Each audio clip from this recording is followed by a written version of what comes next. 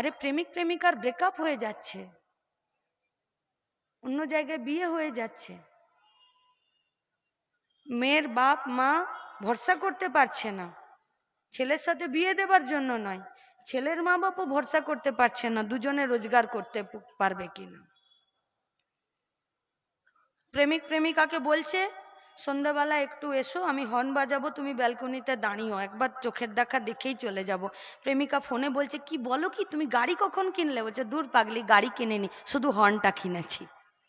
থেকে সুকৃতি ঘোষালকে নয়, লাল ঝান্ডাকে পার্লামেন্টের ভেতরে নিয়ে যাবার জন্য এই লড়াইটাতে নেমেছি।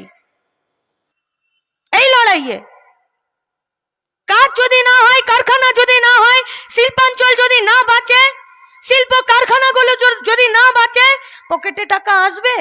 পকেটে টাকা না হলে আলু বেগুন পটল মূলো কিছুই আসবে না, সোনা দানা তো বহু দূরের কথা। ঘরে ইনকাম করলে মাকে খুব কাছ থেকে দেখেছি কোন কোন জিনিসে কাটলমেন্ট করে। সবার আগে ঘুরতে যাওয়া বন্ধ করে দেয়, বিয়ে বাড়ির নেমন্তন্ন হলে চেষ্টা করে অজুহাত দিয়ে বিয়ে বাড়ি যাওয়া ছেড়ে দেওয়া, আত্মীয় স্বজনের বাড়ি ছেড়ে দেওয়া। তারপরের কাটেলমেন্ট বাচ্চার এক্সট্রা ক্যারিকুলামের জন্য গান বাজনা, ড্রয়িং, সাঁতার এসব বন্ধ করে দেওয়া। তারপরের কাটেলমেন্ট ওষুধপত্র প্রয়োজন হলেও কিনতে লাগে না। তারপরের কাটেলমেন্ট জামা কাপড় জুতো লাক্সারি কসমেটিক্স না কেনে না।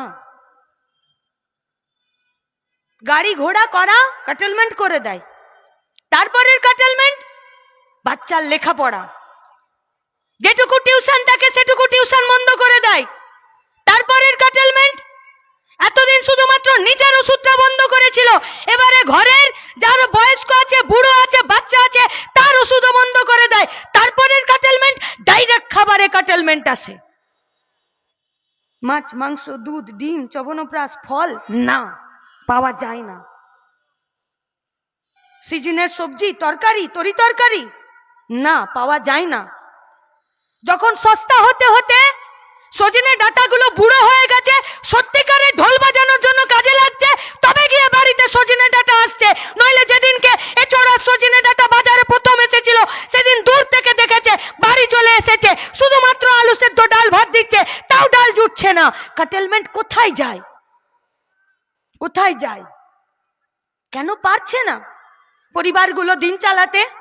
কেন পারছে না জিনিসগুলো কিনে নিয়ে আসতে? কারণ কাজ নেই। কাজ থাকলেও রোজগার নেই। শ্রমিক আন্দোলনের নেতা বসে আছেন, একটু আগে আমাকে বলছিলেন আসানসোল দুর্গাপুর শিল্পাঞ্চলে আগে কত মানুষ চাকরি করত আর अब कितना लोग नौकरी कर रहा है पता है? हम बोले नहीं पता है।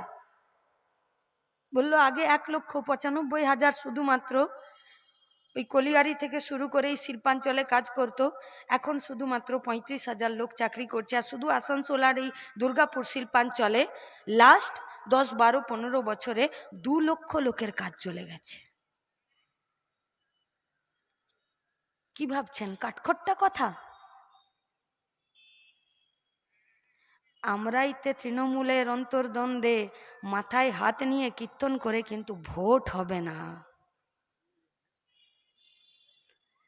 देश चलाते गए, पार्लियामेंट चलाते गए, हिमानी लिपस्टिक पाउडर लगाकर पार्लियामेंट के बाहर सेल्फी खींचने से भी पार्लियामेंट नहीं चलेगा।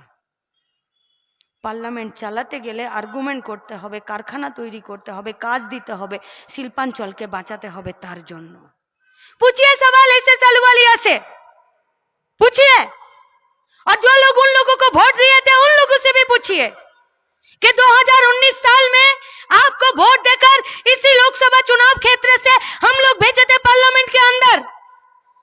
कितना बार बात किया आप एएसपी के लिए, कितना बार बात की आप डीएसपी के लिए, डीवीसी के लिए, डीपीएल के लिए, कितना बार दामोदर नदीर जन्य डीवीसीर जन्य কতবার কথা বলেছেন?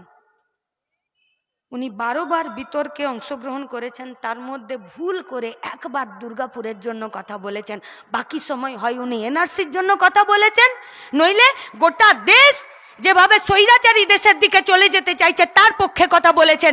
আপনাকে এই আসানসোল দুর্গাপুর বর্ধমান লোকসভা কেন্দ্র থেকে দুর্গাপুরকে বাঁচানোর জন্য পাঠানো হয়েছে। পারেননি। মেদিনীপুর থেকে উড়ে এসে জুড়ে বসেছেন কোনো ক্যান্ডিডেট। ভারতবর্ষ গণতান্ত্রিক দেশ, যে যেখানে খুশি ভোটে দাঁড়াতে পারে, দাঁড়ান। কিন্তু গোটা লোকসভা পিরিয়ড কালে, এই পার্লামেন্ট চলাকালে এই দুর্গাপুর শিল্পাঞ্চলকে বাঁচাতে গেলে নতুন করে কলকারখানা খোলার জন্য আপনার কি কাজ নেই? আরে প্রেমিক প্রেমিকার ব্রেকআপ হয়ে যাচ্ছে, অন্য জায়গায় বিয়ে হয়ে যাচ্ছে, মেয়ের বাপ মা ভরসা করতে পারছে না, ছেলের সাথে বিয়ে দেবার জন্য নয়, ছেলের মা বাপও ভরসা করতে পারছে না দুজনে রোজগার করতে পারবে কিনা।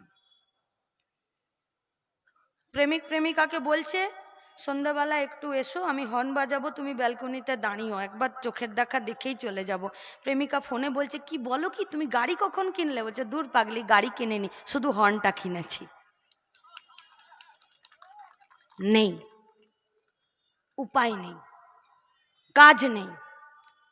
তাহলে লাস্ট 10টা বছর ধরে এই ভারতবর্ষের পার্লামেন্ট চললো কি করে, কি নিয়ে চললো? भाजपा का घोषित एजेंडा है।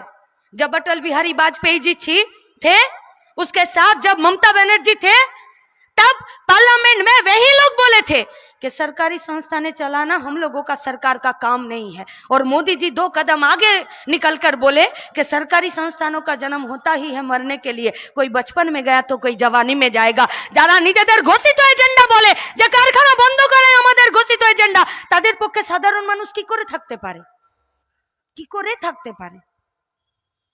আমরা প্রশ্ন করতে চাই, যারা আমরা কাজ করতে চাই, আমি আমি আমি রোজগার করতে চাই, সৎ পথে মাথা উঁচু করে নিজের গতর, নিজের মেধা, নিজের বুদ্ধি, নিজের বিবেক আমি এই দেশ গঠন করার কাজে লাগাতে চাই। কে আমাকে সিকিউরিটি দেবে? কে? প্রথম সরকারকে আমার শ্রম কিনতে হবে। কিসের দ্বারা কিনবে? সরকারি কলকারখানা, সরকারি সার্ভিস সেক্টর, সরকারি ব্যাংকিং সেক্টর, সমস্ত সরকারি জায়গাগুলো বন্ধ হচ্ছে, তাহলে আমি আর কাজ পাবো না। তাহলে আমার শ্রম কে কিনবে? কোন প্রাইভেট সেক্টর? সেই প্রাইভেট সেক্টরে আমি কাজ করতে যাব? ছেড়ে দিন, কোন যেখানে পিএফআই আছে সেখানে। এখন তো পার্লামেন্টে বিল তৈরি হয়ে গেছে, যাইবারে 12 ঘন্টার কাজ করতে হবে আর কোনো শ্রমকোড বিল থাকবে না। আপনাদেরকে শ্রমিক শহরে এই শিল্পাঞ্চলে আপনাদেরকে শ্রমকোড বিল বোঝানোর জন্য আজকে আমাদের ভাষণ নয়, কিন্তু সাদা প্রশ্ন আপনাদেরকে করতে চাইছি যে যে শ্রমিক আন্দোলন গোটা পৃথিবীর মাটিতে